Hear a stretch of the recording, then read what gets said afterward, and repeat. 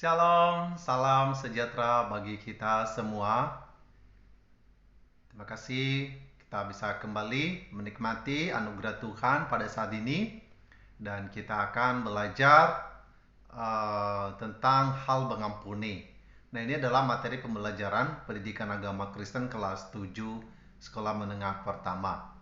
Nah, di dalam video ini kita akan membahas tentang pengertian umum dan pengertian khusus tentang mengampuni menurut iman Kristiani. Jadi, kiranya sudah jelas melalui video ini. Ini hanya penjelasan singkat, secara ringkas saja, tidak terlalu mendalam, namun dapat dipahami secara praktis. Nah, mari kita membahas satu persatu.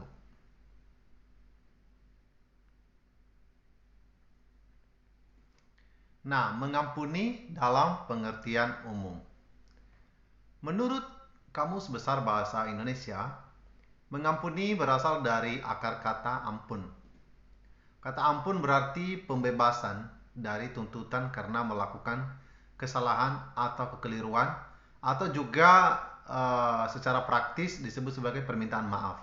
Jadi, kemudian kata mengampuni berarti memberi ampun, memaafkan.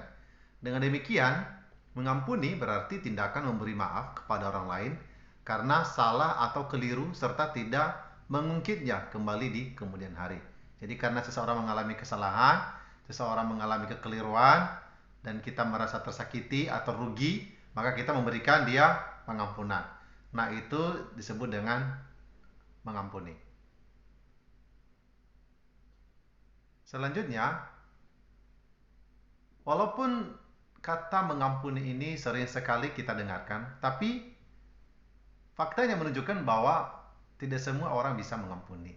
Jadi, ada ketidakmampuan manusia untuk mengampuni. Kenapa? Nah, fakta-fakta menunjukkan bahwa tindakan mengampuni bukanlah perkara yang mudah dilakukan.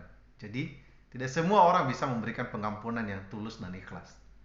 Jadi, kita bisa melihat bahwa fakta ini menunjukkan perkara yang tidak mudah, ya.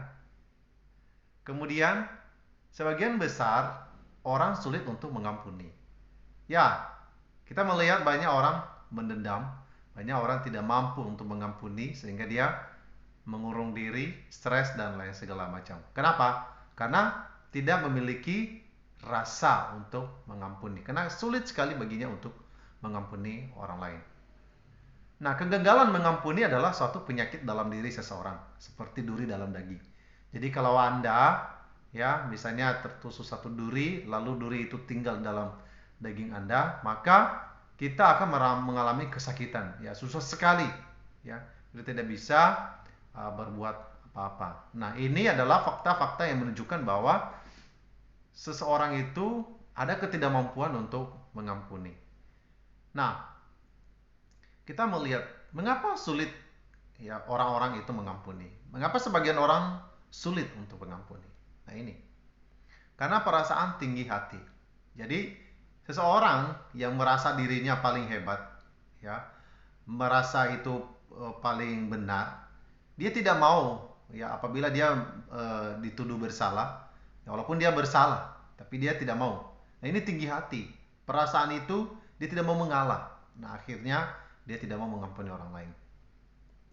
Ada egois, ya. Rasa memiliki diri sendiri ini begitu kuat sekali, ya, tidak peduli dengan lingkungannya, egois sekali, ya. Terserah mau berbuat apa, ya.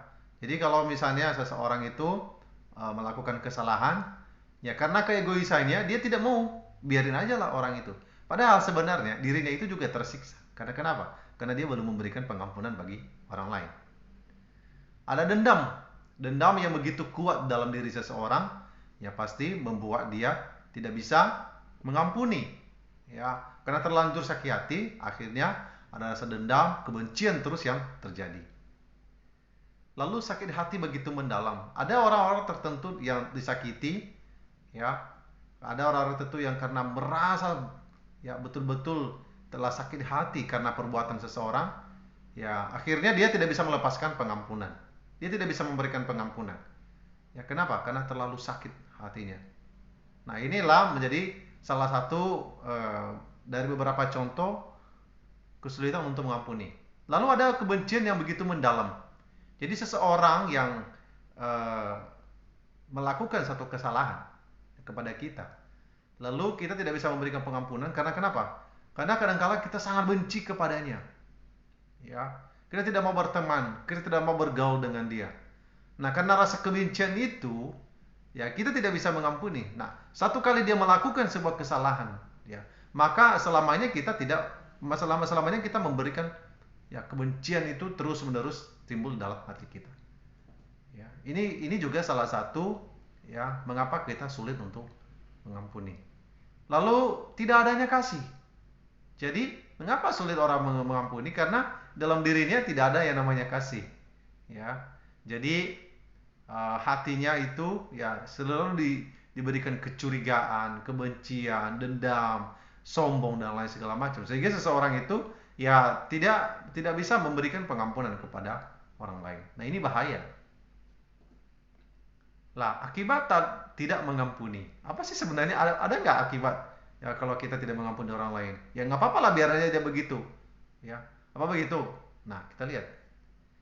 Bila seseorang tidak dapat mengampuni orang lain, maka yang terjadi adalah kerusakan hubungan atau relasi terhadap sesama. Ya benar, kalau misalnya kita telah berselisih paham dengan orang yang di sekitar kita, maka dia pun lewat di depan kita, kita tidak menyapa. Ya, ada rasa canggung, ya. Hubungan kita rusak, tidak bisa berteman. Bahkan kita tidak bisa meminta tolong kepadanya. Nah, kenapa? Karena telah rusak relasi. Nah, ini yang bahaya dengan lingkungan sekitar. Apalagi kalau misalnya anak-anak sekolah saling dendam, ya akhirnya yang terjadi adalah konflik, ya. Yang terjadi adalah perkelahian. Padahal tidak besar-besar misalnya masalah yang dihadapi. Ya. Kehilangan sukacita dan kasih, ya betul. Kalau misalnya seseorang itu selalu mendendam dalam dirinya, maka dia mengalami kehilangan sukacita. Nah, ada sukacita murung, kasihnya tidak tulus, ya. Kasihnya tidak tulus. Kenapa? Karena dia dalam dirinya itu telah mengalami, ya, rasa, ya, tidak peduli dengan orang lain, sehingga dia tidak bisa memberikan pengampunan. Nah, ini juga, ya, merugikan dirinya sendiri. Kehilangan damai sejahtera, ini udah pasti. Kenapa? Karena seseorang yang di dalam hidupnya tidak, ya, bisa memberikan pengampunan kepada orang lain, tidak ada damai sejahtera. Ya, nggak ada damai sejahtera.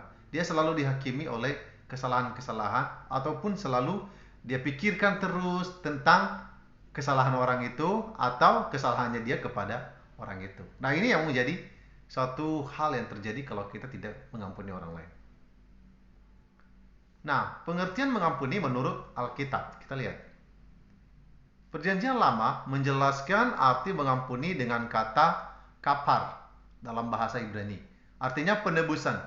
Nah, kata ini sering dipakai untuk menjelaskan hal-hal yang berhubungan dengan korban. Ya, korban yang dipersembahkan kepada Allah.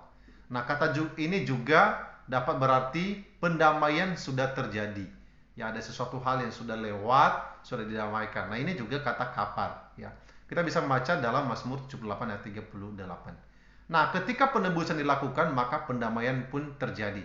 Jadi kita bisa lihat dua kata ini. Dalam satu kata kapar ada dua makna yang sangat mendalam, yaitu penebusan dan pendamaian. Jadi ketika seseorang sudah ditebus dari kesalahannya, maka dia mengalami pendamaian. Nah, ini dalam sekali kalau kita meneliti lebih dalam lagi tentang arti daripada penebusan ataupun mengampuni. Nasa dalam bahasa Ibrani artinya membawa, yaitu yang menggambarkan dosa diangkat dari si pendosa lalu dibawa jauh. Ya, kita lihat dalam Kejadian 18 ayat 24. Nah, di sini kita bisa melihat bahwa seseorang yang berdosa, ya, dibebaskan dari dosanya atau diangkat, ya, dilepaskan, dibawa jauh-jauh. Ya.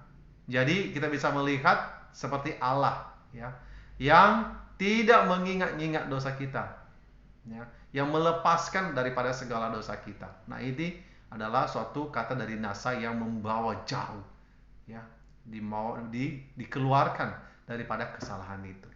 Nah, ini penting sekali untuk kita pahami. Lalu juga ada salah. Bahasa Ibraninya artinya mengampuni, ya.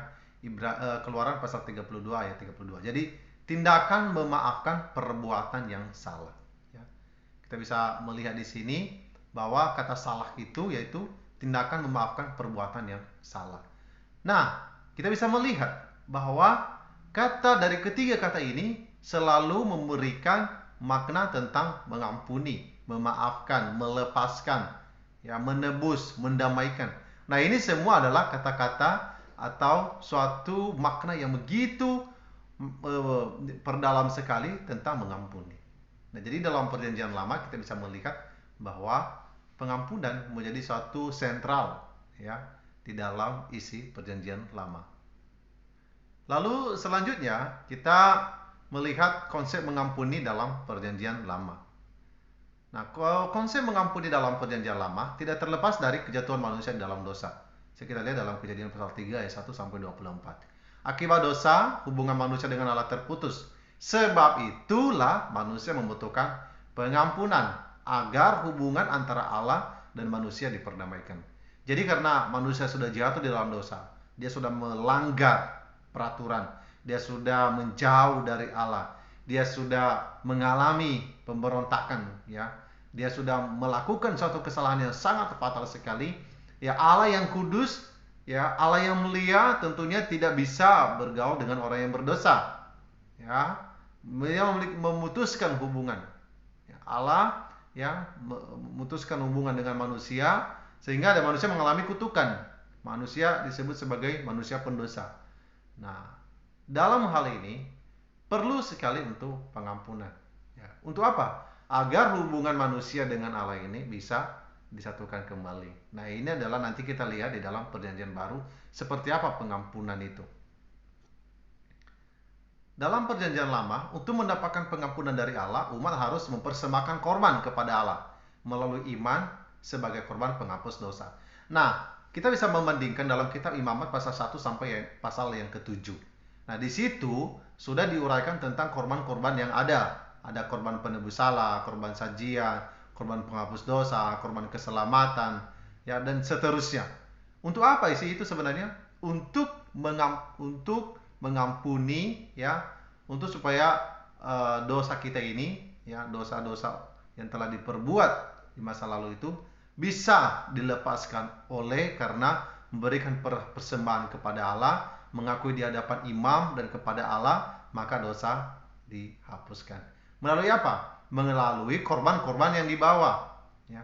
Korban-korban yang dibawa itu seperti lembu, sapi, ya. Kalau misalnya dia tidak punya lembu dan sapi, bisa kambing, ya, atau bisa juga burung tekukur. Itu konsep-konsep dalam perjanjian lama. Yang penting adalah bahwa seseorang harus membawa korban kepada Allah untuk menebus kehidupannya.